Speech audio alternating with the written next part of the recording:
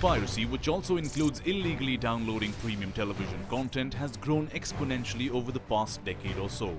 In India, the film industry earns around $2 billion from legitimate sources such as screening at theaters, home videos and TV rights.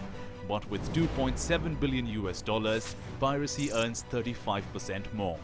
With links to the criminal underworld and serious concerns over intellectual property right theft, India Risk Report in this week's episode takes a look at the concerns of movie piracy and what it means for the entertainment industry and the possible solutions being adopted against it. One of the main problems is a lack of coordination, a lack of information and credible information sharing among the various stakeholders. The solution probably is a coordinated enforcement hub where actionable information is shared. Hello and welcome to another episode of India Risk Report. This episode we will be looking at piracy in the movie industry.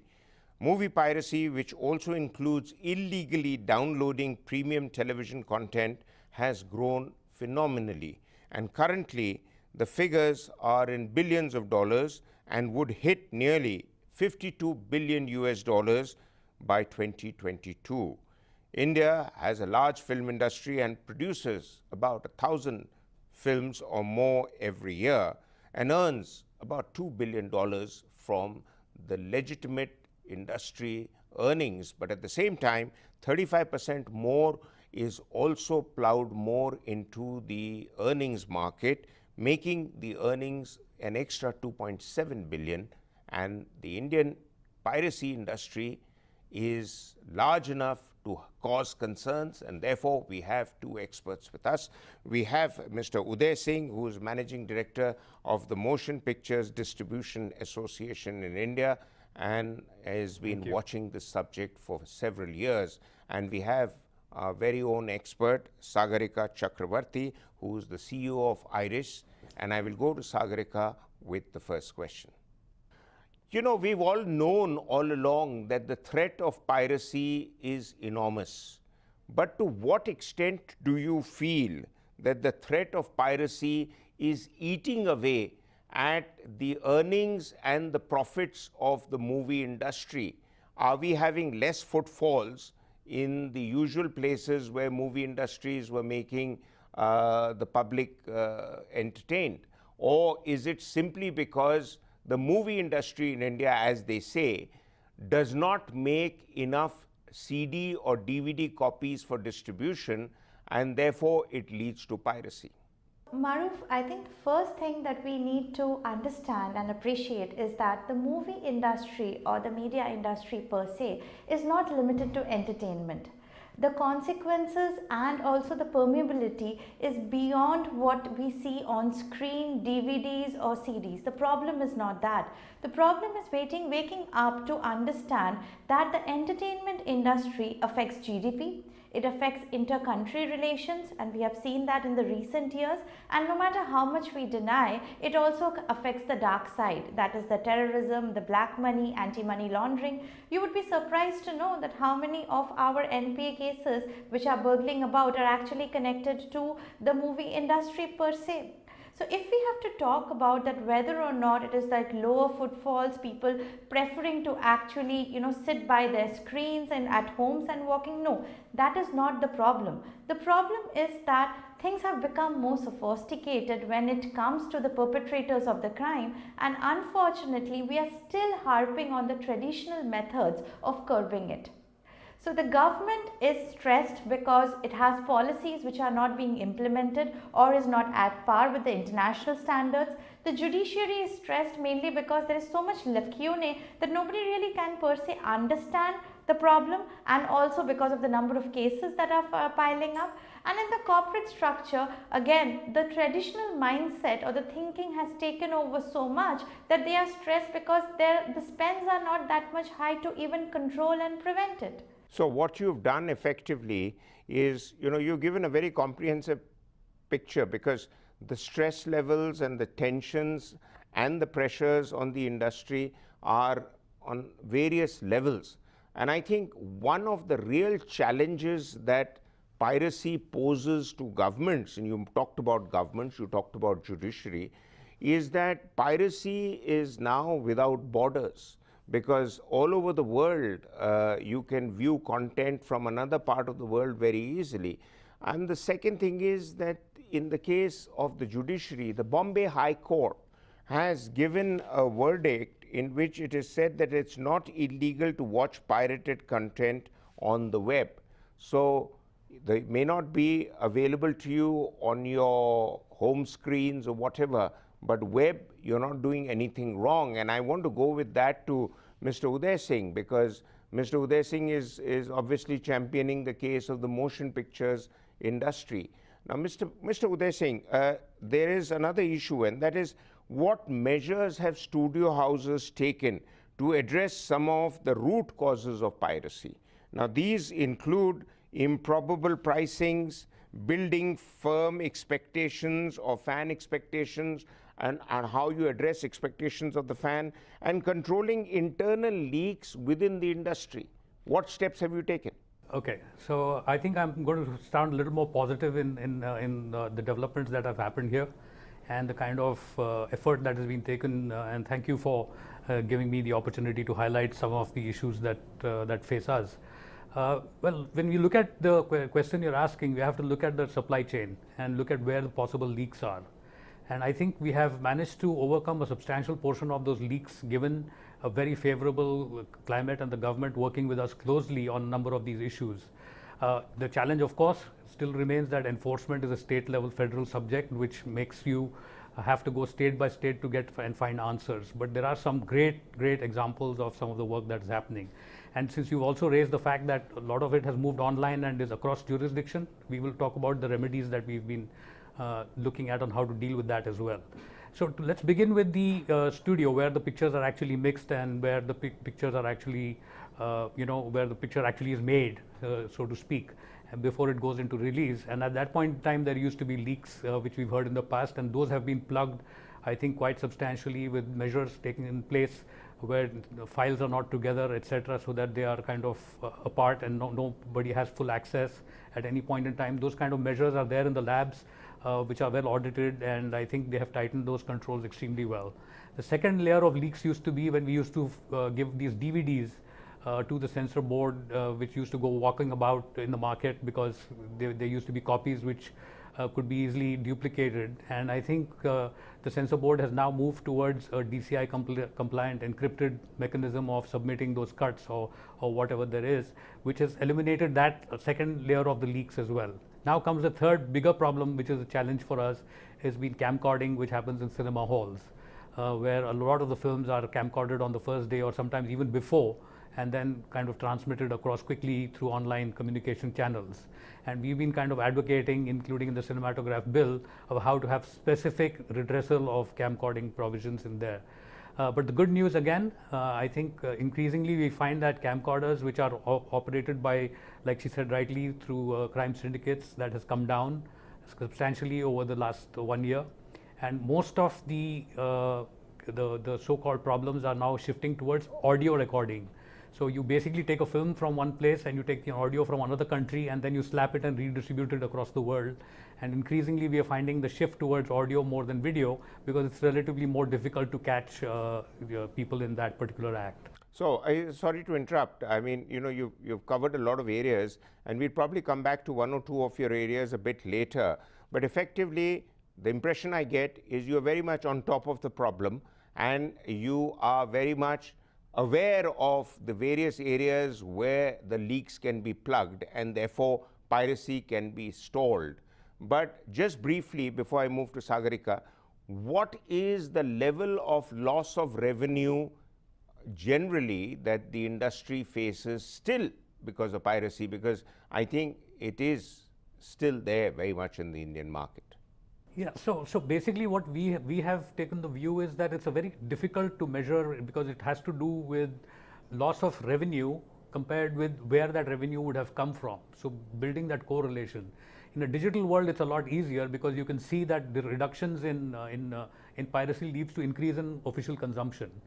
There's a Carnegie Mellon report which talks about how the increase is quite correlated, as you see, decreasing piracy levels to increasing box office revenue or other revenues.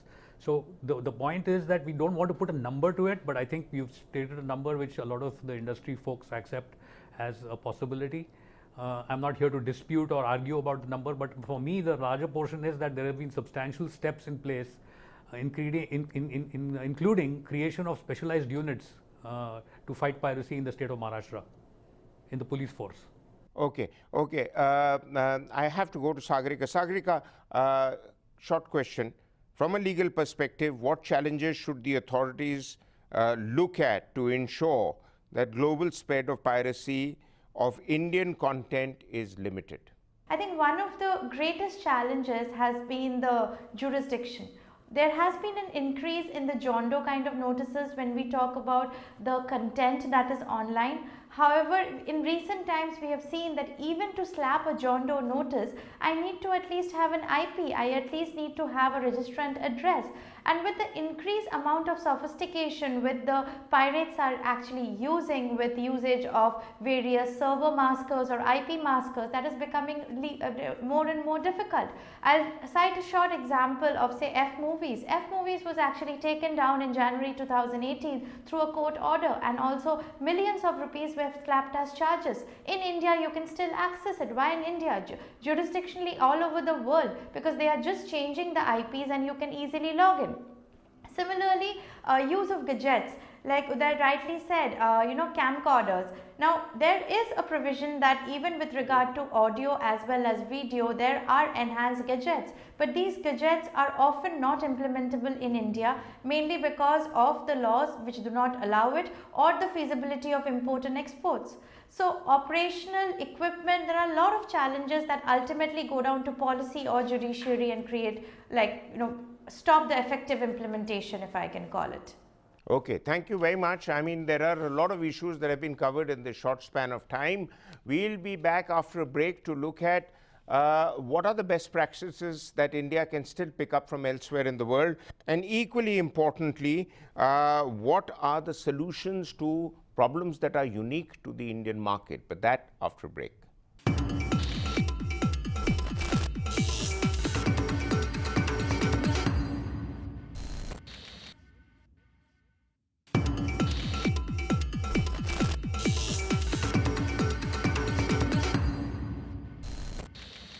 Welcome back. We are looking at the challenges that piracy and piracy of films are posing to Bollywood and the overall motion pictures industry in India.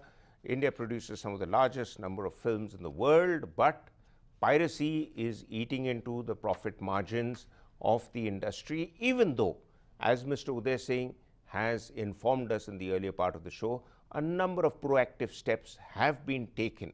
But Mr. Uday Singh, I want to understand from you two issues. One is that Hindi films per se don't make a very large percentage of the industry's turnover outside of India. I'm told about 8%. So are you looking at all sorts of productions that take place on the soil of India and put checks and balances in place to control piracy and to control the illegal export outside India? Or are you largely influenced by the most popular medium, that is Bollywood?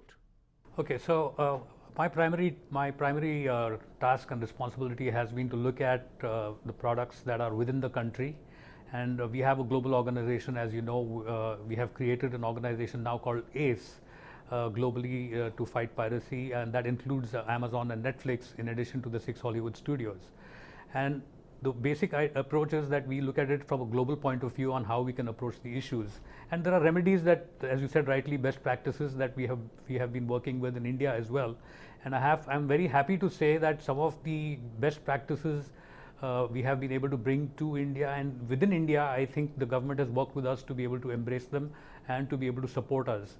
One of them is the creation of the Maharashtra Crime Unit, which has effectively blocked the 53 sites and stopped about 10 crore per month traffic which was illegitimate traffic. So it shows that where there's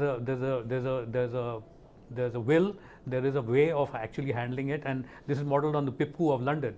So as we go cross-border, these are remedies available for not just our products, but any product in the world to be able to go across jurisdictions and to bring such kind of actions in each of these jurisdictions. There are 42 jurisdictions across the world which have site blocking legislations in place. A lot of them have even got administrative mechanisms where a copyright holder can just go and say that I have a problem with these sites, and then once it is vetted by local authorities, then it is immediately blocked. And I think we could be going towards them. And one distinction I would like to make, since you've talked about court orders, I think Delhi High Court has also been phenomenal in giving the John Doe orders, and I think legislatively we have proven to have the largest number of site blocking actions anywhere in the world. If you see the way India has flown, and now we are working towards how can we have another administrative way where we don't have to keep going to the court to be able to bring that. Several jurisdictions have that, and the benefit of having specialized units like the police force in Maharashtra allows you to have international cooperation. So if they tie up with the PIPCUs and the similar such units, enforcement units across the world, it will also help our content which is flowing outside the country. Okay. Well, again, it seems you're seized of the problem, and with the government of India, you're working very proactively. But Sagarika, there is an issue that is both amusing and illustrative of how things work in small towns in India. They say in some bigger cities, they are looking at installing night vision cameras so that people don't walk into theaters and film a full film and make a pirated version out of it. Often they say also that pirated versions work well when you're watching it on small screens like a laptop or whatever. But in small towns, pirates are indulging in piracy using smartphones or camcorders or even e-projectors and record them from theaters and then make some kind of a shoddy pirated version, but they do make pirated versions out of it. So are you of the opinion that there are a separate set of measures that should be for the metropolitan cities and separate set of initiatives for small towns, or it has to be rigid, cover it all, gag order for everybody? So, Maroof, there are actually two touch points to the entire issue. One is the originator. So, and the other is the disseminator or the recipient. What we are talking about when we talk about the small towns is that the disseminator or the recipient is actually over there, but the originator still is a big city, or it might be a major source. So the controls that needs to be put at the source, so that there is a trigger that goes on to say that hey, that I am being pirated, or that there are effective controls which are being misused. There is technology today to even know that how many people are watching a particular show at even given point of time, through which IP, through which location. And similarly, no town in India today is so small that they are actually untouched by technology, unless and until we are really taking the tier 3 ones, which if I really look at the percentage of piracy or even the impact of dissemination, does not really fall within the red zone or even the orange zone. So if I am even taking that target group which really matter and the kinds of actions that are having the relatively smaller towns, there can be measures which can even be implemented at these sources. The police itself is one of the greatest sources, the government, and also the overall awareness creation of the cable TV networks which are so prevalent, or even the local distributors who can join hands with the source. Okay, so well, that's a good set of solutions you've provided. I hope the people who matter are listening. Certainly, Mr. Uday Singh is going to take some tips away with him. But Mr. Uday Singh, I want to ask you that the Bollywood or the Indian film industry, I mean Bollywood at the spearhead of it all, earns something like $2 billion from the screening of films at theaters, home videos with TV rights, etc. But another $2.7 billion or 35% more is earned through the pirated industry, which employs an estimated 600,000 people, which is 6 lakhs or half a billion people. So if you are gradually coming down strongly on them, assuming you will soon manage to limit it to negligible numbers, you have two problems with yourself. There is that money that the pirated industry is earning. Is that money flow going to all get directed to the legitimate way of screening films and earning money, or that money will just disappear as bad losses? And two, what do you do with 500,000 people who will gradually become jobless? Very good point. In fact, we did an economic contribution of the television industry in 2017, where the economic value added by the industry is about 15 billion and it employs 2.36 million people. So the film and television industries are a significant employer of people. I'll tell you some of the challenges that we have in what you've been raising right now. One is that we are a largely underscreened market. I got into this business in 1996. There were about 10,000 screens. And now 22 years later, we have 9,600 screens. So the number of theatrical avenues is shrinking, which naturally has an inclination, that direct impact on the box office collections, thereby leaving a little bit of I would not say little bit, a large part of the market which is leaking, right? So because these are state level subjects and every state has its own regulations, some states have onerous regulations placed on screen building, which has slowed down the process of building more screens. In keeping with ease of doing business, we've been actually advocating for making it simple so that any screen can be built. And if you look at the same thing, I know people don't like this example, but the fact is that China has built 50,000 screens. And then if you go back 10 years or 12 years earlier, we were even ahead of them. So that is the stupendous growth that market has made, and it's now the second largest box office market in the world. And we have the potential to grab that. If there's a 2.7 billion leaked market, we need to see how we can do that. And I think with data costs coming down, with legitimate players coming in, with almost 30 legitimate players in the OTT space already, and I think the way the transition process will happen is that if data is available free and cheap and people can access content very quickly, I think that becomes a bit of it takes away from why I want to pirate the product. And considering that there are only two revenue streams available even to the pirate, which is advertising and subscriptions, the only way they have been making money is to be able to put it out first and either get a subscription or advertising revenue. A lot of that advertising is what we call bad advertising, which is leading to, if you actually download those sites, you get into malware and identity theft and all kinds of exposures. Whereas the legitimate sites, you don't have any of these issues. So I think as awareness grows and awareness starts building, I think more and more people will start graduating, and we'll see that shift happening towards legitimate consumption, because the cost of doing business is going to come down substantially for the legitimate players, and the cost of doing disruptive activities is going to go up. So, Mr. Uday Singh, you've obviously brought out a lot of points. I'm completely convinced that you're on top of your job, and there is optimism for the industry, I suppose, as long as people like you are at the helm. But Sagarika, the last question to you, short question, short answer.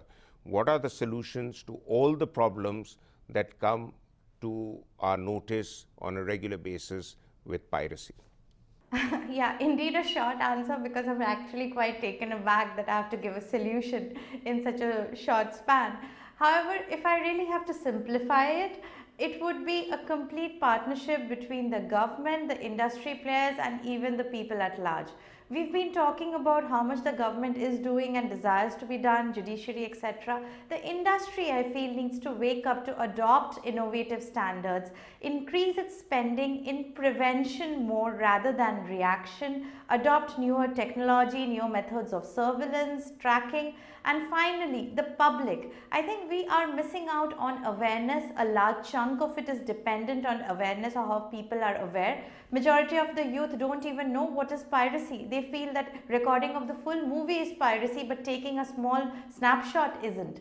So that is where India is terribly lacking, and I think once these three pieces come together, we do have indeed an effective solution or effective fit, if not the perfect one.